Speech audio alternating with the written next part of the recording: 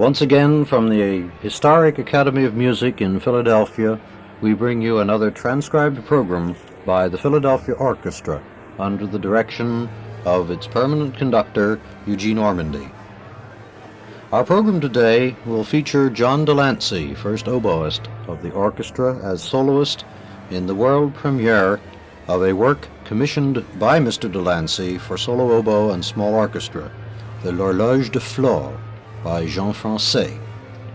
The balance of the program will include the Prelude to Parsifal, the Alborada del Gracioso by Ravel, and the concluding work on the program will be the Third Symphony in E-flat major, the Eroica Symphony by Ludwig van Beethoven. In a moment, I'll return with more information about today's program.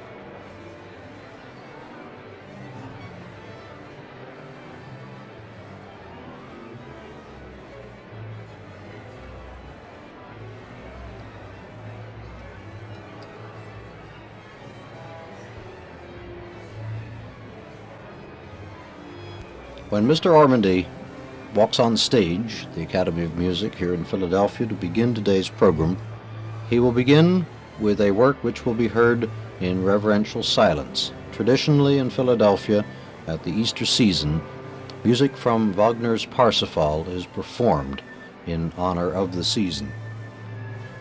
We will hear today the prelude to Act I of Parsifal. As you know, Parsifal was Wagner's last opera and occupies a very special place among his great list of creations. In fact, we can safely say that it commands a unique position in the entire range of lyric drama. It was aptly called by Wagner himself a consecrational festival play. It was first performed in Bayreuth in 1882, and by Wagner's express wish was performed only in Bayreuth. It was only following the expiration of the copyright on the music that it was heard in other countries.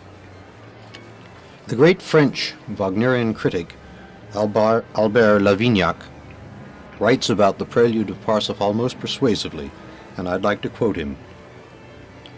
He writes, "By the very prelude we are initiated into all the great symbolic motif of the Holy Grail, the first sound which issues from the depths of the orchestra. This sound, bewildering inasmuch as it seems to rise from all parts of the hall at the same time, is the initial note of the mysterious motive of the Eucharist, a motive of extreme breadth in its calm and majestic simplicity. Later we hear the theme of the Grail, and this is the music for which Wagner borrowed the famous Dresden Amen, followed by the motif of faith, stated sturdily in the brass instruments. Then the poignant theme of the lance. These four themes constitute the liturgical element that is the foundation of the entire music drama.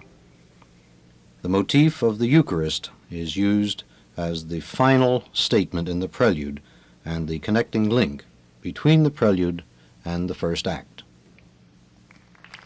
Eugene Ormandy is now making his way on stage here at the Academy of Music, and in just a moment will conduct the Philadelphia Orchestra in the opening work on today's program, the Prelude to Parsifal by Richard Wagner.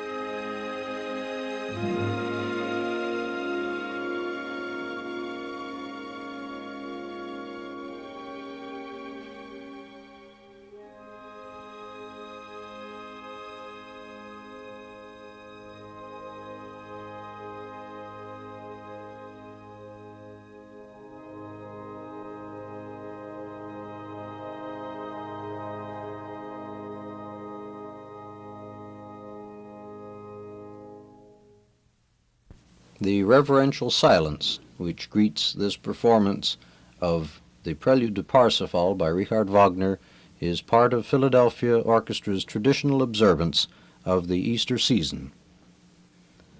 When the program continues, our solo oboist of the Philadelphia Orchestra, John Lancie, will be heard as soloist in a work which he himself commissioned from the French composer Jean Françaix to fill the gap of works for solo woodwind instruments and orchestra.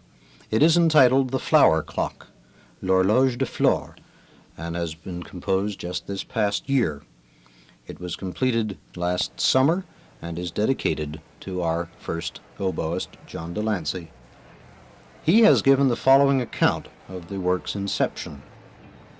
He says, "The first idea of commissioning Jean Françaix to write an oboe concerto came to my mind during a rehearsal with the Philadelphia Woodwind Quintet, of which I am a member. At that time, we were playing some chamber music by M. Françaix. I decided to ask him to write for a category which has been sadly neglected, namely concerti for woodwind instruments and orchestra. M. Françaix and I exchanged letters in which I attempted to give him my thoughts about the limitations of the oboe and the type of thing the oboe is best suited to do. In the early summer of 1959, I received a note from M. Françaix saying, 'Last night at 11 o'clock I completed L'Horloge de Flore for solo oboe, 2 flutes, 2 clarinets, 2 bassoons, 2 horns, and a small string orchestra.' The Flower Clock is not written in a conventional concerto form, but is a series of 7 short movements played without pause, the title of each movement being one of the flowers from the Flower Clock of Linnaeus, the famous Swedish botanist. An inscription on the title page of the score adds that Linnaeus gave the name of L'Horloge de Flore to a series of flowers classified according to the hour of day at which they bloom. The 7 flowers in order are Galante Jour, Cupidon Bleu, Cierge à Grande, Nictante du Malabar, Belle de Nuit, Geranium Triste, and Silène Noctiflore. In conclusion, Mr. Lancie says, I believe this work will be a very welcome addition to the repertory because it was written with the thought that the oboe is primarily a lyric instrument, and the work admirably supports this concept. Mr. Lancie, today's soloist, joined the orchestra in 1946 and 2 years later was appointed associate solo oboist, sharing the responsibilities of the first chair position with his esteemed teacher, Marcel Tabuteau. John Lancie was born in California and came to Philadelphia after high school to attend the Curtis Institute. In 1940, he joined the Pittsburgh Symphony under Fritz Reiner's direction, and during the war he served as a bandsman in the Mediterranean Theater and was transferred to an interpreter's position and finished his tenure of service with the OSS. Mr. Lancie is vitally concerned with enlarging the repertoire for oboe and is responsible for having commissioned the Françaix work on the present program. During the war, he also sought out the late Richard Strauss and persuaded him to compose his only concerto for oboe. Mr. Lancie also performs with the Philadelphia Woodwind Quintet and is a faculty member at the Curtis Institute of Music. John Lancie, solo oboist of the Philadelphia Orchestra, is now making his way on stage, followed by our conductor, Eugene Ormandy, and in a moment we will hear the world premiere of Jean Françaix's concerto for solo oboe and orchestra entitled The Clock Flower, L'Horloge de Flore.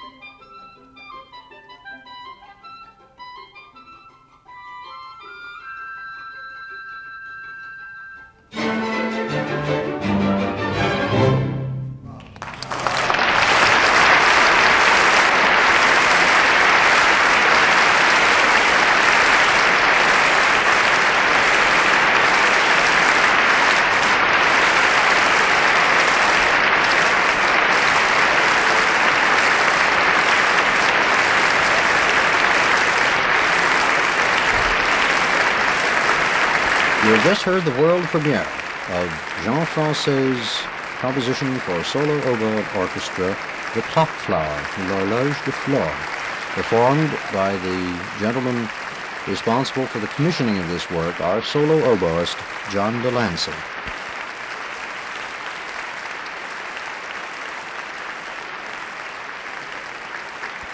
The orchestra was conducted by Eugene Ormandy.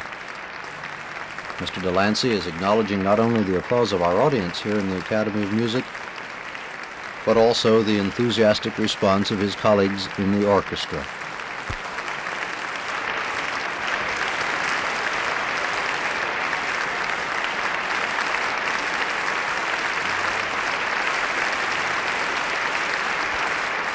He's insisting now that they share with him in the applause which welcomes this beautiful addition to the repertoire for solo oboe and orchestra. The concluding work on the first portion of our program today is the orchestral version of Ravel's Alborada del Gracioso, a version for orchestra by Ravel himself. The Alborada, like Ravel's better-known Pavane, was written originally for the piano, the fourth of 5 pieces collected under the general title of Miroir, composed in 1905. It is not easy to give the title of Alborada del Gracioso a literal translation. The best one can do is to state that it is considered a morning serenade, the equivalent of the French aubade or the Italian mattinata. Gracioso is a lively and rather lovable character in traditional Spanish comedy, and it is through this character that Ravel's music derives somewhat ironic overtones for all the brightness of the morning and the ardor of love. The mocking attitude of the lover will be apparent to the attentive listener, exemplified in the solo bassoon passage in the middle of the work, which will be played by Bernard Garfield, solo bassoonist of the Philadelphia Orchestra.